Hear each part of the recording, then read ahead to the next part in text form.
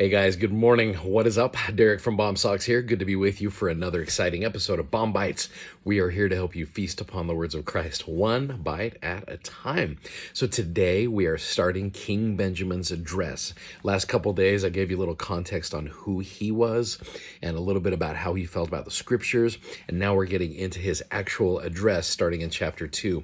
And there's so much to cover. I don't know how I'm going to cover all of this. In fact, I'm not going to, but I want to hit just a couple of cool little principles for you. So starting in one of the ones just right out the gate, all of the families face their tents towards the temple so they can hear him. And there's a cool little lesson there about where I've heard the question, where is your tent door facing? Is it facing the temple or is it facing the world? And it's funny, to this day, our little guy Ben, we started this early on in our family. We would always set up a tent in our basement and we would face it right towards the TV, and we'd set it up during General Conference.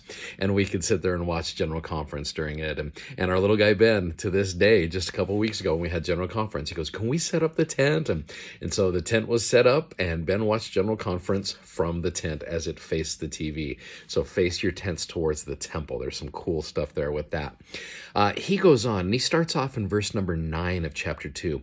He says, look, I'm going to tell you some things. He goes, I want you to open your ears that you may hear, your hearts that you may understand, and your minds that the mysteries of God may be unfolded unto you, or to your view. And really, I think King Benjamin gives one of the greatest mysteries out there. And let me tell you what it is. I think it's pretty cool. So he starts off and he just says, look, I'm a guy. I don't want you to fear me.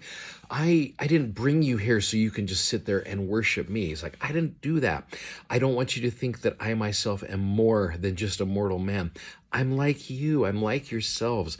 I am subject to all manner of infirmities of mine, and yet I've been chosen by the people, and he served them. I mentioned how he fought with the sword of Laban on behalf of his people. He loves his people, a true king. It was funny, when I was teaching the Old Testament a few years ago, one of my students raised his hand. He goes, Brother Crimmon, are you going to teach? It was in Deuteronomy, actually. He goes, are you going to teach about how a true king is supposed to be in Deuteronomy 17? And I thought, yeah. No, actually, why don't you go ahead and do that? And I gave this kid some time. If you want to go to, you can just do this on your own. Deuteronomy 17 in the Old Testament. It's about the last probably 7 or 8 verses. It shows you how a real king should act, and it describes King Benjamin perfectly. Because historically, the concept of kings has not worked out very well for our world. When you look at Old Testament and things like that, it's not worked out too well. But the cool thing about this is King Benjamin knows how to be a true king. He goes on and he talks about how I've served you guys. I've spent my time in your service. And verse 16, he says, I say unto you that because I said to you that I had spent my days in your service, I do not desire to boast, for I have only been in the service of God.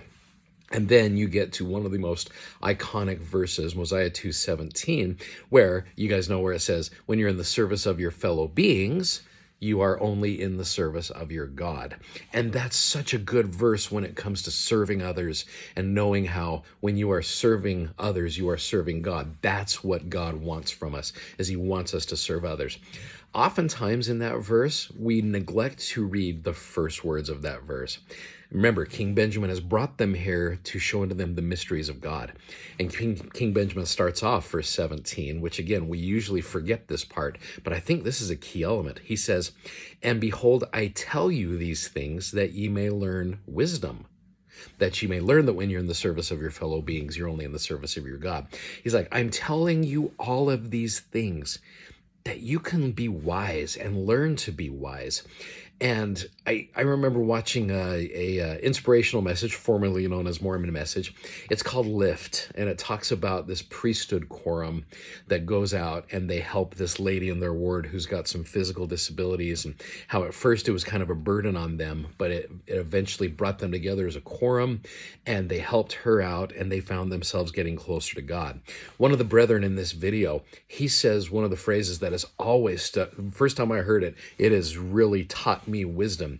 He said this. He said, the triage of the soul Keeping in mind the word triage is a medical term to where when you come on an accident scene, you go to who needs it the most first. You check.